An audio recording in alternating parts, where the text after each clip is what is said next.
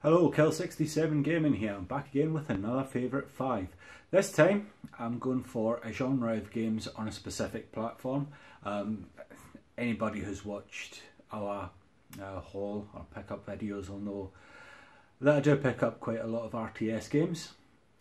So this is going to be my favourite 5 PC real-time strategy games.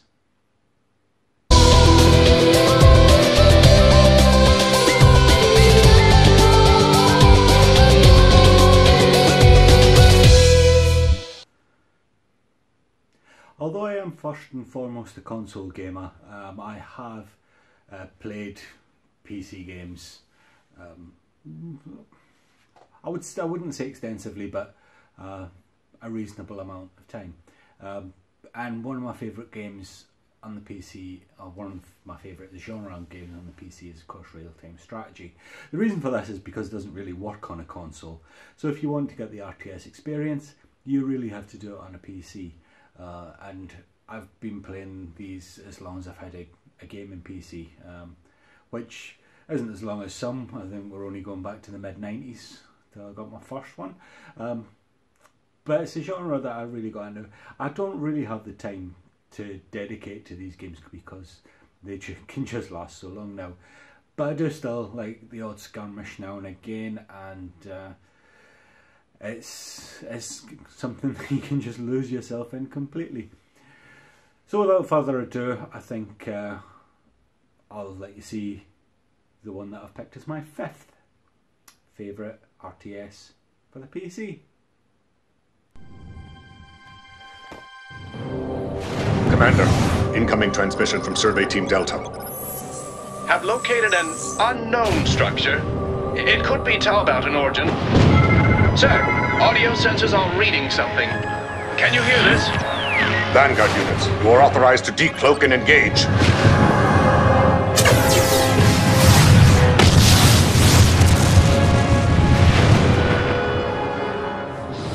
Escort Team Alpha 1 requesting colony admission. Alpha 1, permission granted. Proceed with caution. The colony remains under construction. We didn't anticipate such an early arrival. With Dr. Tyrell, could you expect anything less? What do you think? Incoming hostiles! Orion pirates? Come in, command. We are under attack. I repeat, we are under attack. Outpost 7 lost firepower. SCD backup pronto! So there we have Star Trek New Worlds. This was a game that I never actively looked for. Back in the mid-90s, I was picking up the Star Trek movies on DVD, upgrading from VHS for those who can remember that, and it was an anniversary of something or other. Maybe it was 25th or 30th anniversary of Star Trek, whatever it was. It was special edition DVDs, which not only included the game, but not only included the movie, but every DVD had a bundled CD-ROM. This one, I believe, came with Wrath of Khan, and just I had it, I played it. I quite like Star Trek as it goes, so getting a Star Trek game in a genre that I like was something that I was very into. I have to say that it's not a franchise that really lends itself to the real-time strategy genre, because for those of you who are Star Trek fans, you'll know that it's not actually about waging war across the galaxy. It's about making peace, which is completely at odds with gameplay.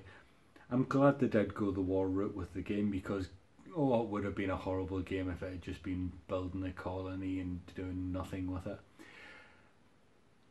It's not a game that is universally loved, I have to say as well. I think it's got a very low Metacritic score, but it's just, for me, it was a game that I got for nothing. I judge it on that. I played it quite a lot, and it's there. It's something I spent a lot of time playing, so it makes my favourite 5. So after 5 comes my 4th favourite real-time strategy game for the PC.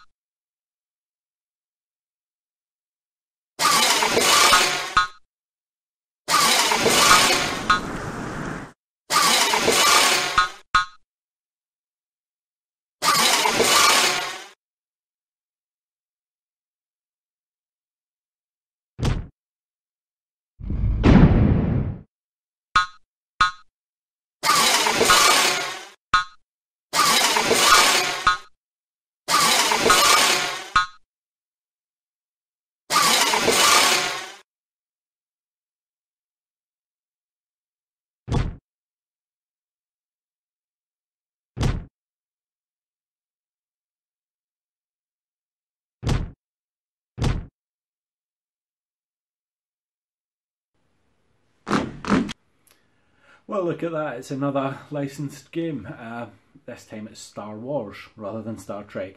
Now, LucasArts done this much better than Interplay did with their Star Trek license. If you're going to go down the route of making a real-time strategy game, go to Ensemble Studios and get them to make it for you. That was the genius of LucasArts. They didn't try and reinvent the wheel. They said, who's doing the best real-time strategy game at the moment? We'll get them to do ours with, we'll put a Star Wars skin on it, it'll be brilliant. And essentially that's what it is. Galactic Battlegrounds is just a Star Wars skin over Age of Empires 2.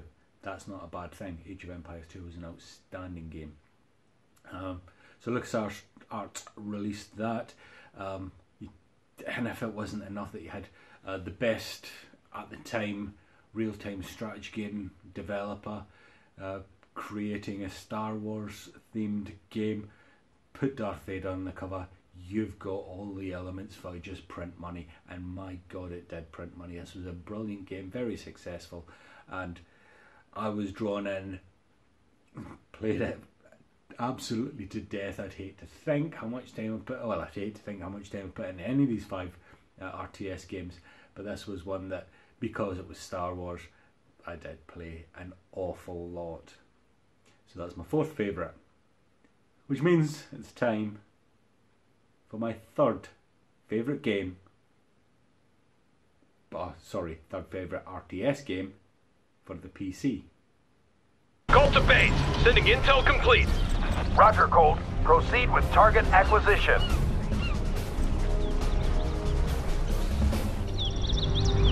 Looks like the whole GLA is lining up for us today. Bus is inbound, Colt. Target illumination is needed now. Choice target for the Flyboys is now illuminated. Roger, Colt. Wait for BDA and then RTB. We'll go. Ordnance is away. Alpha's heading home. Thanks, Colt to base. Stand by for BDA. Target is burning. Front door is open.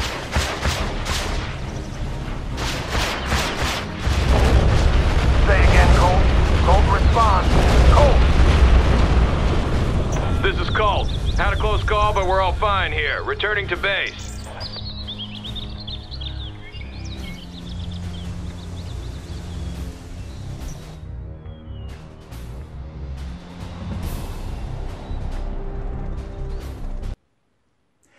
Everyone watching this video must have known that there was a Command & Conquer game coming, and here it is, Command & Conquer Generals.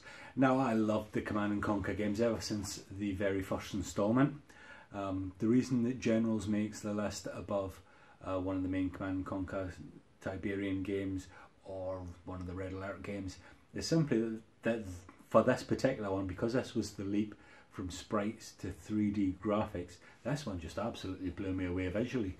I think it still stands up very well today, and I do still play it. Obviously it's part of my Steam library, so you know you have to keep up with your skirmishes every now and again.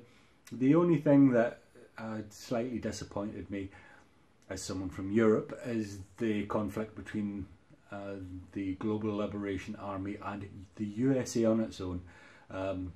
While I know that this is a narrative in Hollywood, that the USA does everything on its own, they actually don't. There's a lot of countries who would be taking up arms against any rogue organisation, any terrorist organisation, as I think has been proved. If you watch, there's a thing on the telly called The News. But that aside, it is an excellent game. Visually was mind-blowing at the time, still very impressive now, and it's just a lot of fun to dive into a skirmish on this and play a couple of missions. So that was my 3rd favourite.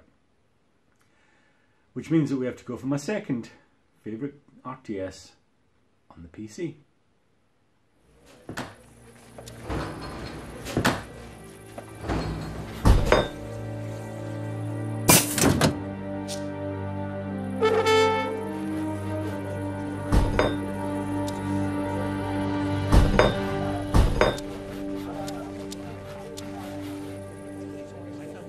Evet. Hücum.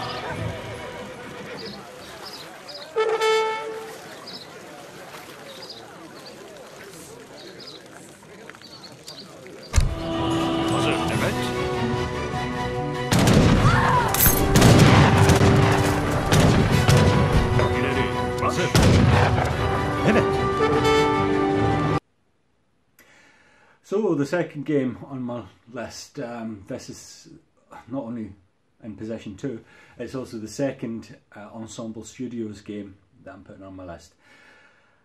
I did think long and hard whether I should have Galactic Battlegrounds and an Age of Empires on the same list, but you know what, completely different series of games, even though, as I said earlier, Galactic Battlegrounds was basically a reskin of Age of Empires 2. It completely changed that game. This is Age of Empires 3. The reason that this is the one that stands out for me, it's just an era in history that really hadn't been done up to this point.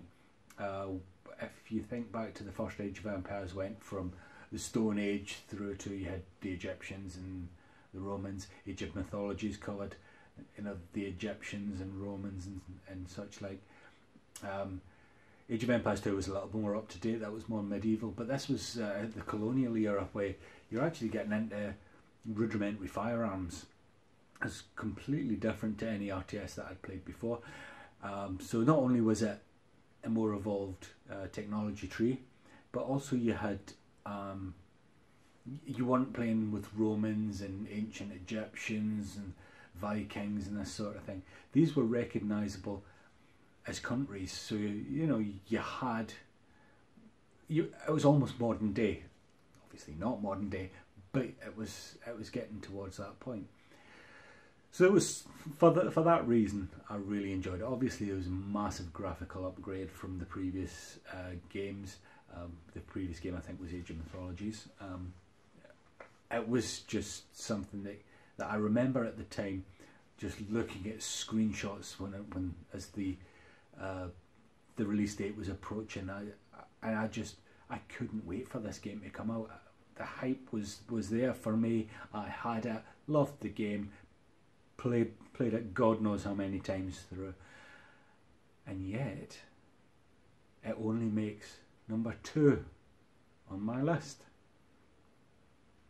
which means something else is my favourite PC real-time strategy game. Raymond Russ here. Fear our wrath. It cannot be! Position taking damage. Taking Corwin hits. here. The machine spirit is prepared. Armor reporting. Yes, sir. We stand ready. I'm ready. Objective direct us to the enemy. Armor reporting. Fear our wrath.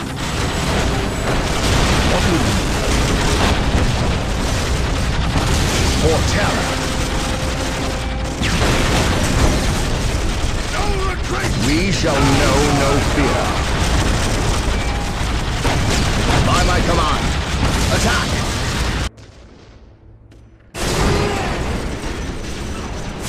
Corwin here. Moving out. I am prepared, Father. Awaiting orders. Taking hits. Orders received. Maintain attack formation. Raymond Russ here. On our way. The Emperor protects. Taking heavy fire. I shall not fail. Follow me into battle. My aim shall not falter. Taking heavy fire.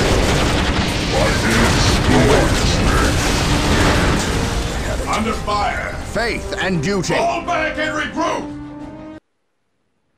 So my favourite real-time strategy game is Warhammer 40,000 Dawn of War. This is Warhammer 40,000, something that I've been into for quite a while. Without really diving headfirst into it, I did play the tabletop games, was a regular at Games Workshop for quite a while. And when these strategy games came to the PC, it was like a light bulb turning on. It's like, this is what Warhammer should always have been. Forget the tabletop game. this RTS genre of games is what this whole universe was built for, and it was just a wonderful, wonderful game. You've got very clearly defined races which have different technologies. This was all there in the canon of Warhammer 40,000 anyway, and to see this in a full-fledged game just absolutely blew me away. I loved the game, loved the expansions as well. I still play this game. Visually was mind-blowing at the time in much the same way as Command & Conquer Generals was. It still stands up in my opinion. It looks good, it plays good, the sound's good. I can't say enough about how much I like this game. If you have a PC, get this game.